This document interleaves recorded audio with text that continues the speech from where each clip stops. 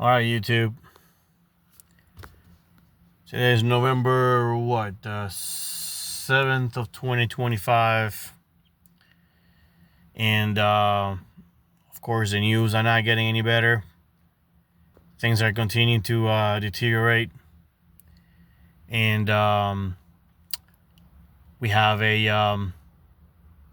New York right now getting ready for a major exodus of its citizens, and on top of that, the regrets are already flying everywhere.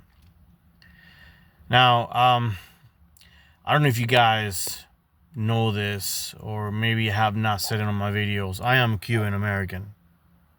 Okay.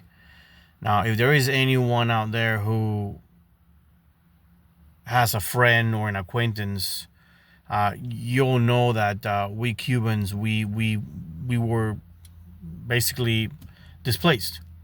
In my case, I arrived in the U.S. in a when I was very, very young.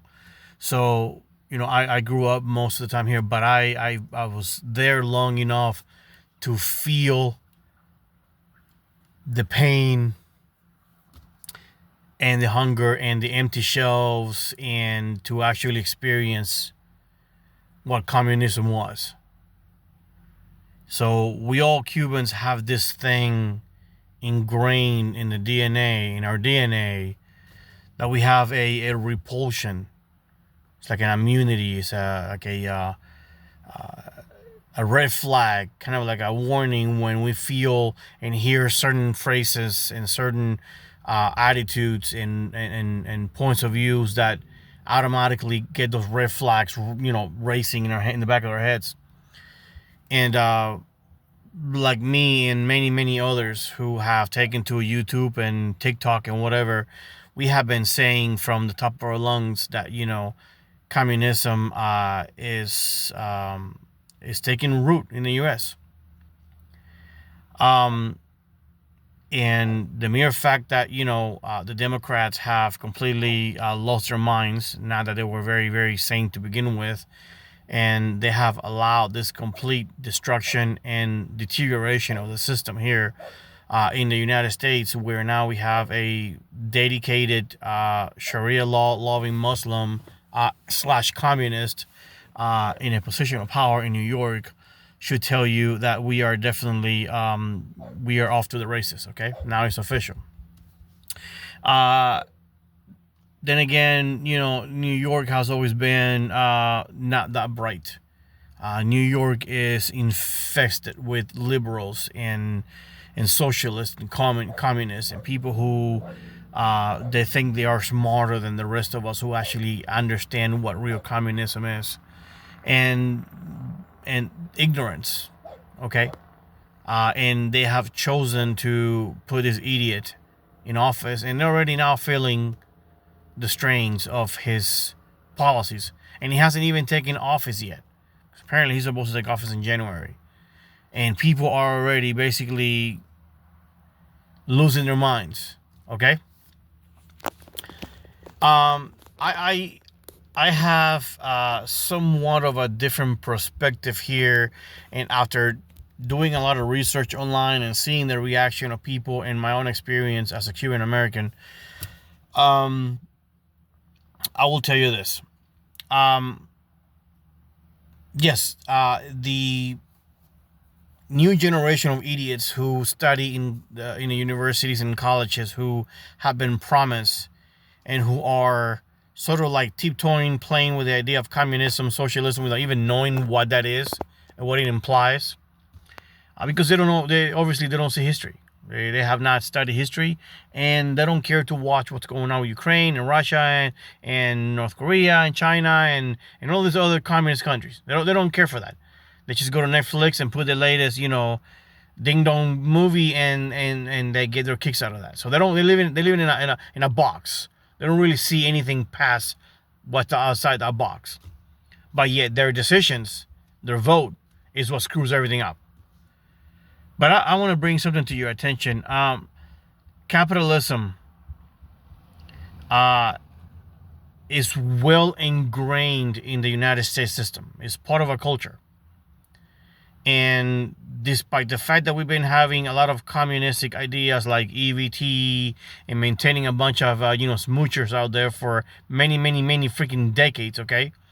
The principle that runs the country for those who actually go to work, have a job, who pay taxes, who probably have up to 3 jobs, they understand that what runs this country is capitalism. And when you try to introduce something like communism into this country, you very quickly realize that, it's not working. Now, we have had this thing going on for a long time with the Democrats. But now we have someone officially in office basically saying everything is free. You're going to get everything for free. But the bottom line is that nothing is free. Okay, that money has to come from somewhere else. And that somewhere else is all of those millionaires and people who have businesses in New York who are fed up and they're fixing to freaking take their shit and go somewhere else. But the bottom line is that this is going to be a very interesting test for the United States. I have a feeling that this is not going to last too long. This is going to backfire tremendously because New York is the budget that they're required to run that state alone is it has no limits. So basically, now they're going to take away from what they don't have to run what they have now to compensate for this free stuff. And that's not going to jive well with the rest of the New Yorker people who are actually going to stay. There will be no free nothing. And this Mondani guy might not being the biggest flop in the world. What worries me is the other stuff that he might bring in, like setting out the foundation for Sharia law. I am worried about, all of this, Muslim immigrants who are empowered now that they have a Muslim in office, and they're going to influence the heck out of this guy to the point where he's going to be forced to add some things. And we're going to have like a little mini version of the UK's. Now, I don't think that's going to fly that either. You know that the UK is a whole different world compared to the United States. And, I don't think the American people is going to tolerate too much their shit. Those who are in the conservative side like me, we tend to be law-abiding citizens who follow the law. But once that law starts breaking down and it's no longer working for us, and we realize that we are being basically systematically pushing to something that we don't want to do, you can stretch that rubber band for so long before it either breaks or snaps.